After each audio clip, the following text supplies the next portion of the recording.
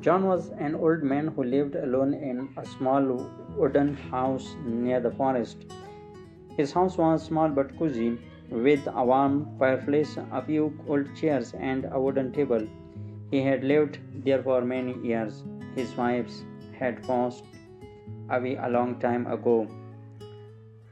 They had been happy together, but now he was alone. His children lived far away in the city. They were busy with their jobs and families, and they rarely visited. John understood that they had their own lives, but he still missed them. Every morning, John woke up early, made a cup of tea, and sat on his porch.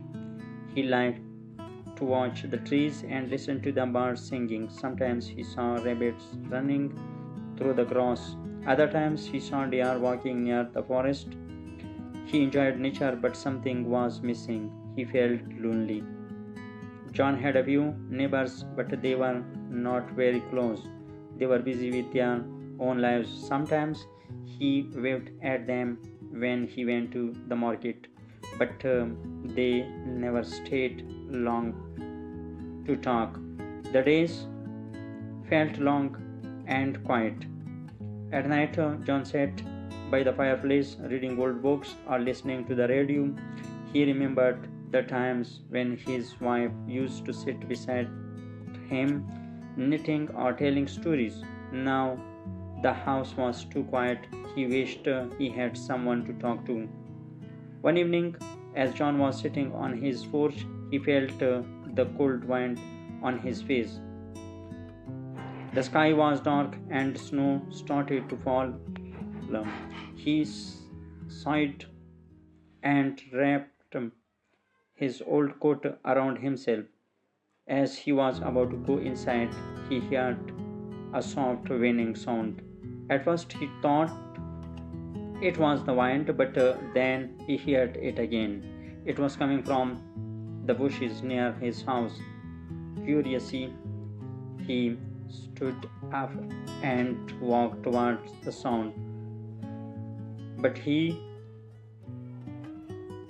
was at that time when he saw it, a small thin dog shivering in the snow.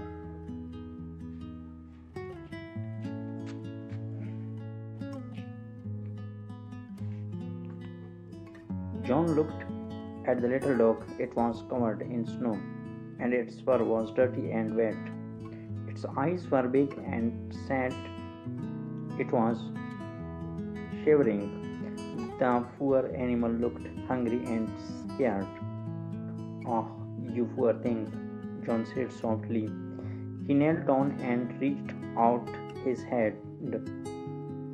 The dog took a small step back, unsure if it should trust him. "It's okay," John said. His voice was gentle. He slowly reached into his pocket and pulled out a piece of bread.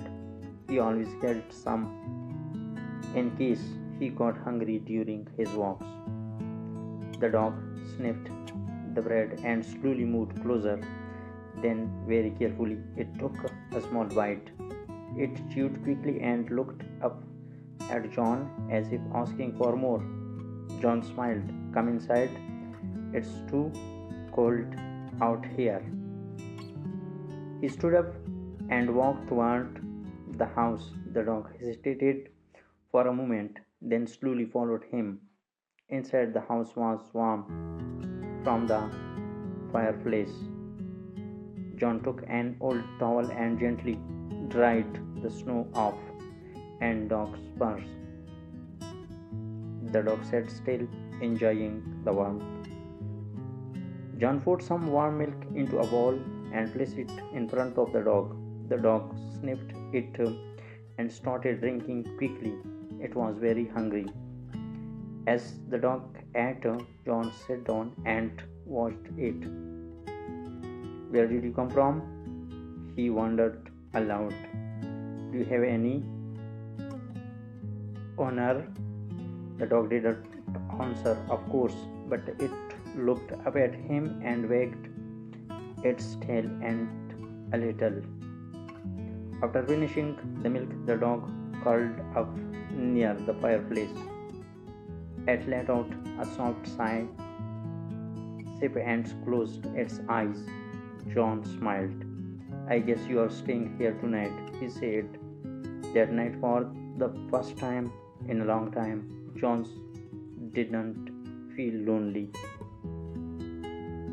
The next morning, John woke up home and saw the dog sleeping near the fireplace. It looked peaceful. He smiled. Good morning, little friend, he said. The dog opened its eyes and wagged its tail. John made himself some tea and gave the dog a small piece of bread.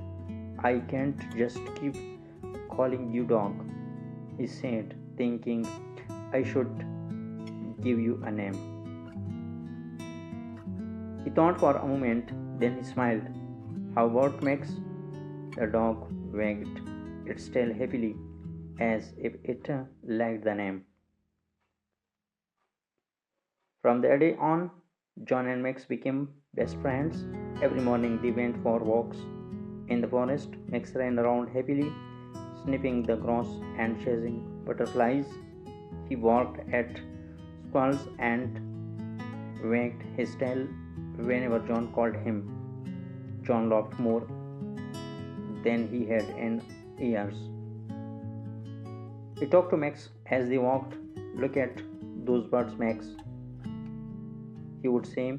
Oh, what, that tree is very old, maybe even older than me. Max didn't understand anything, but he listened. At home, Max sat next to John while he read books and listened to the radio. At night, he curled up near the fireplace. John felt happy again. He was not alone anymore. One evening, the sky turned dark and the wind started to howl. A big storm was coming. John closed all the windows and sat by the fire with Max. The rain poured heavily, making loud sounds on the roof. Suddenly, Max jumped up and started barking at the door. What is it, Max? John asked. Max kept barking. He ran to the door and scratched at it. John stood up and opened the door. The cold wind rushed in, and John saw something in the distance. Thick smoke. His neighbor's house was on fire. Without thinking, John put on his coat and ran outside. The rain was heavy, but the fire was strong. He knocked on the door and shouted, but no one answered. Max ran around the house, barking loudly. Finally, a window opened and an old woman appeared. She was coughing from the smoke. Help, she cried. John quickly helped her out. The firefighters arrived soon after and put out the fire. The old woman was safe. She looked at Max and said, if your dog had not barked, I might not have woken up in time. John looked at Max with pride. You are a hero, my friend. Max wagged his tail happily. After that night, John and Max became even closer. Everyone in the village heard about how Max had saved the old woman. They called him a hero. John was proud of Max. I know you were special, he said. Now people came to visit John more often. They wanted to see the brave little dog. John was happy to have visitors. He was no longer the lonely old man who sat on his porch. He had a friend and he had a purpose. Every day, John and Max walked in the forest, enjoying the fresh air and the sounds of nature. At home, sat by the fire, feeling warm, and happy. John knew that Max had changed his life. He was no longer lonely, he had found a true friend. And so the old man and his dog lived happily for many years.